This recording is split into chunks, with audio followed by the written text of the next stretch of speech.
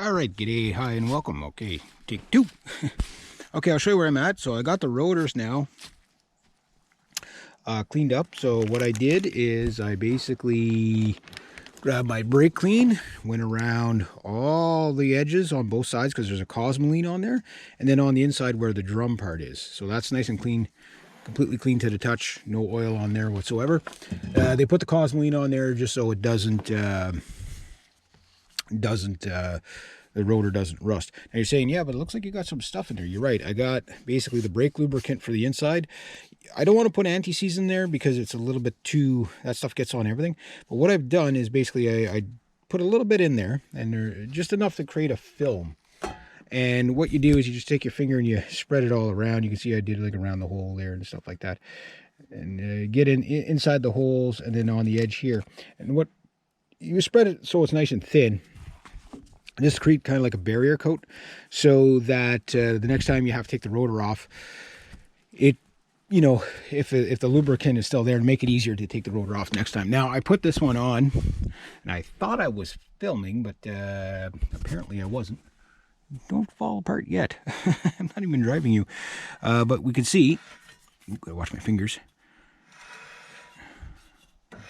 You can hear the drum basically rubbing on the inside a little bit. I'll tighten up that inside drum screw, that adjustment, just to make sure that the drum brakes are actually just touching a little bit and a little bit more, and then that should be about good. Now I can start putting on the calipers. I got to clean the banjo bolts up. I can't understand why they don't send you some of the, like, for example, the dust covers. They didn't send you the 4 bolts. They should have just thrown those in there. Because that was, again, took me 3 hours to get them off that other truck in the scrapyard. And it took me days to get, or like a week to get to it. The banjo bolts should always be replaced. But they got everything in there. But they don't have they got the washers, but they don't have the new banjo bolts. So I got to clean this all up. Get it ready to put on the new caliper and the bracket and everything. And then it's bleed the brakes, bolt back on the tires, and well, I got to fix the calipers up there, get the calipers on with the brake pads in, and so there's a little bit of work there to do. I'll get those prepared and ready, and I'll test fit it, and then after I test fit it, I will get this apart, switch this hose. After I clean up all that, clean up the banjo bolt, put in the new washers, which comes with the new washers, just doesn't come with the banjo bolts, which is kind of dumb. Should have new banjo bolt. But I'll clean up the old banjo bolt, inspect it, and if they're really no good, I'll head off to I hate to be delayed again, but if I have to head off to another, to Kelly's Auto Parts to pick up the banjo bolt, I'll let that truck go by, then I'll pick up some new banjo bolts, just because have them not, like, if you have any questions about your banjo bolts being reusable, don't take any, because it's kind of one of those things. They look fine, but once you take them off and you go to put them back on, then they always leak, and you definitely don't want a leaky brake system. There's enough leaks on this truck that I don't want any more leaks. So I'm gonna go with that either way, and we'll see how that plays out. Again, I know it's a lot of money for a truck that, I mean, the truck has proven itself. It's, but it's at that stage where it's going to start to become a money pit within a year or so anyway. But here's what I got. As rough as bad as it looks, the rust is the number one issue on this truck, believe it or not. The number 2 is the brakes, but that's sort of not now becoming a non-issue because it's going to be all brand new brakes on here. The third issue is the door. I got that I can live with. It's a door sag. I've already fixed the latch without having to put any money into it. I still have to connect the actual door handle on the outside of the driver's side. That's it. Once that's fixed, then it's the power steering hose. I just got to do something about that, and the dreaded Hemi tick, which again is more from a broken exhaust header bolt, which I may have a cheap fix for that. And when I say cheap fix, man, you're gonna laugh. But if it works, it works. So then I'm going to get to the other side, get that rotor on there, and then on the face here, I'll put just a little bit of anti-seize, not so much that it's going to, like, you don't want anything on there thick. If you put it on there, you got to thin it out, just so that you don't get an issue when you go to torque things. because it will pressurize, right? Even though it's thin, it will pressurize. So you just put a little bit of anti-seize around the bolts, and then whenever the wheel's on, I'll put anti-seize on the bolts, and then tighten up the lugs, and then everything should come apart. Proper torque, specs, everything like that. Everything should come apart, no problem.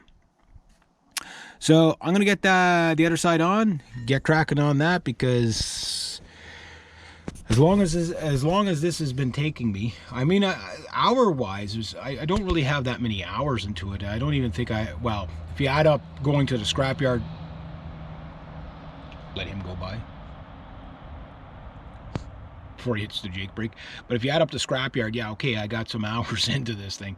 But if you don't add up the scrapyard, I actually probably have, a few hours into it anyway. And I still got to do the emergency brake cable. So you're looking at a good day's work. If you had a garage and you get this thing up on a hoist with a normal mechanic, yeah, you could probably do it a lot quicker. But you have to understand, like, it's like you do everything in sections. Getting the rotors off was a 3-day, pounding on them for 3 days before they broke loose, right? So, well, I took rotors off in 5 minutes. If you're lucky to get a vehicle that the rotors fall off, like when I went to get to the scrapyard, the truck that was sitting there, the rotors were already banged off. Like, they were on the truck, but they were loose. Otherwise, I probably would have spent another 3 or 4 days trying to break those things loose just to get the 4 little bolts. You have no idea how much stress those bolts cost me. So it is what it is. Hopefully these parts are good. I mean, they're from China, so we'll see what happens. But as long as I can make my money back before, and a little bit of profit before the thing breaks down again, the goal is just to get it through the winter. I'm going to work it. I got a couple of metal runs left to do for the season, and I'm going to work it a little bit in the winter, but basically November, December, I'm pretty much out of work.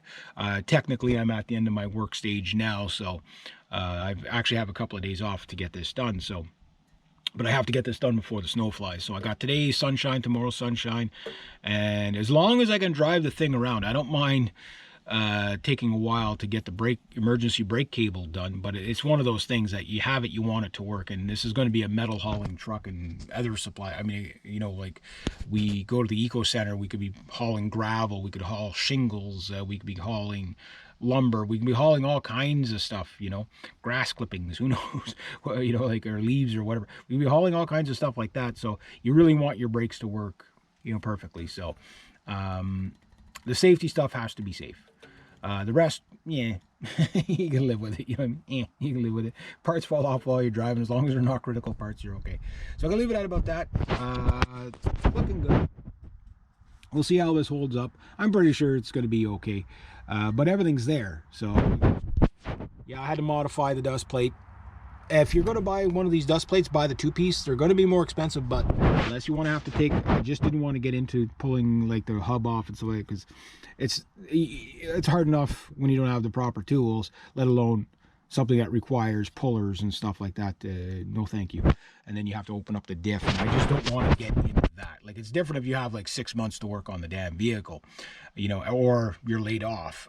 You can work on it, you can get it done in a week or so. But if it ain't broke, don't fix it. I'd rather modify the dust plate and replace it maybe in 2 years, replace it with a newer setup, a dust plate setup, or whatever. I'll probably leave them until, if it works, who cares, right? So I got a little bit of the brake rotor exposed, but considering like the last, just before I did this, there was no brake shoes in there, and there was no dust cover on there, because I guess the last one rotted off and the bolts were gone, everything was gone, so it didn't matter. The brake rotors were exposed anyway back then. Now everything is proper. This is just like it came off the factory, except for got a chunk of it, and it broke one spring on the other side. But it'll live. It'll live. As bad as it sounds, it'll live. All right. So anyway, there we go. I'm gonna get the calipers all set up, and then I'll show you when I get those things ready to go.